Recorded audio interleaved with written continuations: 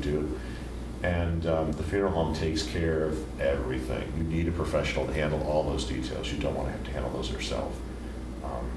And they perform a real ministry and a real service. Are there any other questions? Anything for me, anything medically or otherwise that I can address for anyone? Questions you might have had, experiences? Well, just one example with my father 10 years Yes, ago, sir. he was getting declining with dementia. And he was went through assisted living and then was in St. Mary's Home in West Hartford. Then St. Francis Hospital, they had to put a temporary feeding tube in. Mm-hmm. So at the end of 2 weeks, we had to decide whether to put a permanent one in, and he clearly didn't want that. But I had 4 siblings, we had 5 of us, so we had to decide. We had conference calls, and 4 of us that were around the Hartford area, said, don't do it, and my sister said, we gotta do it. So we had that kind of issue. Yeah, that's exactly what I was speaking Yeah. to. It was very, very difficult. But anything else that I can clarify? Yes, I had a client, I'm a therapist, Mhm. and he died last year of colon cancer, stage 4, and I was a primary support person to him. I had worked with him for many years, and in the last weeks of his death, the family didn't have anybody over, so I didn't get to see him.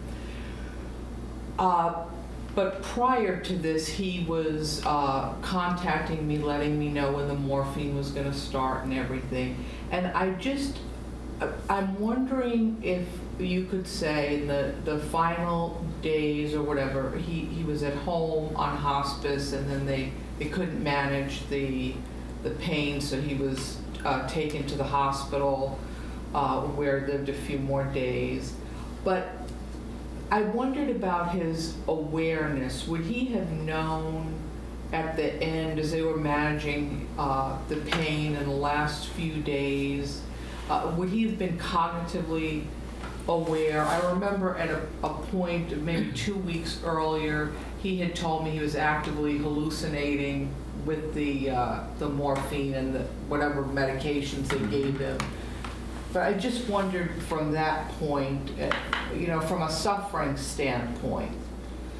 Well, that's very hard to say. It's very hard for any of us to say simply because we've never been in that situation. The closest thing I can say I've ever had is that when I had my wisdom teeth out, I had to take oxycodone for the pain for 2 weeks. It was just very, very painful. For some reason, I really reacted badly. It was blown up. And the first 2-3 days, I was predominantly in bed most of the time. First off, narcotics like that make you extremely sleepy. Whether or not you even rouse to know what's going on around you, you're not quite sure. And even if you do, you're kind of in a daze. You're almost not quite sure what's going on. You're not quite sure what's happening and what all is, and then you just kind of drift back off in a way.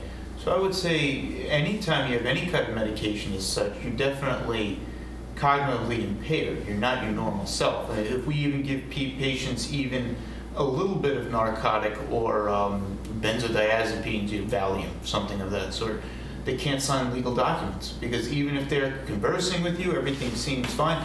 They're still under influence of some kind of substance which might impair their judgment. So from that aspect, I would say that absolutely they're not fully in possession of their normal mental faculties, but as to whether or not they're aware of what's transpiring around them, I don't think any of us can really say.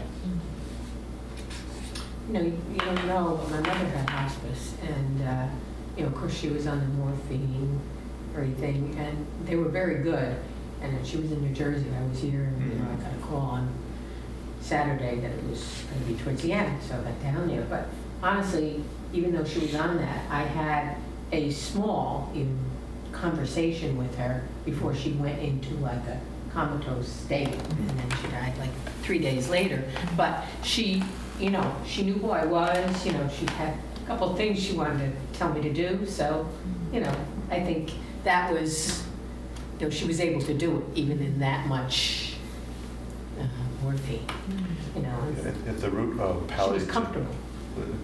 which is what you want. You Right. don't want them Yes, thrashing you don't about want and to stuff. be- Yeah. When you have, a couple times in the emergency room, I've seen people come in before the doctor gets to them, and they really, it's just very difficult. But so what he does is really is an agent of mercy with the use of human genius, really, and technology. But at the root of palliative is Paul, P-A-L-L. When we offer the holy sacrifice of the Mass, we have a paten with the host placed on top. We have a chalice, and on top of that is the pall. It covers the blood of Christ. And when we're baptized, we're given a white garment.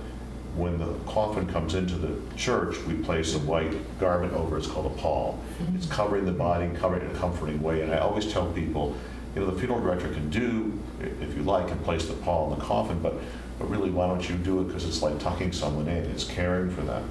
It's really a prayerful action, because it's important, the funeral rite, that you don't just eulogize them, but you care for them by gestures. I always tell people, think about it. If you have a crucifix that's hung on the house for years, bring it to church and place it on top of the pall, on top of the coffin, or a family Bible.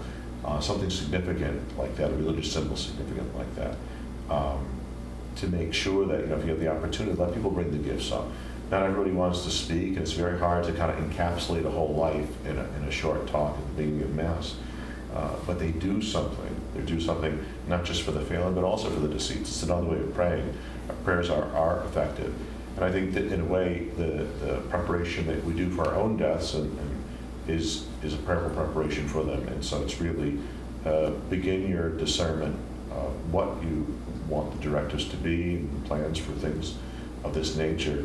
Begin in prayer, because you need the inspiration of the Holy Spirit, how to do it, because people will remark again and again, that was beautiful, or they'll sit around and say, I wish we did this, I wish we did that, I didn't know what to do. Or they'll second guess the one, the oldest child that makes all the decisions, or something like that. You don't want to put people in that situation. So your presence is really an act of charity as well. So I think we're all. Thank you. Doctor, thank you very much. Thank you. Thank you for being a good You're all student. welcome. It was never a Yes. problem in school at all, and you Thank turned you. out well. Yes. And so did you. All right. Your guidance. And also, if any of you think of any further questions or anything else that you might be curious about, you can always forward that to Father Sure. John. He can forward it to me, and then Yeah, I can get an answer for you. And if I can have your addresses, I'll mail out the directive care form.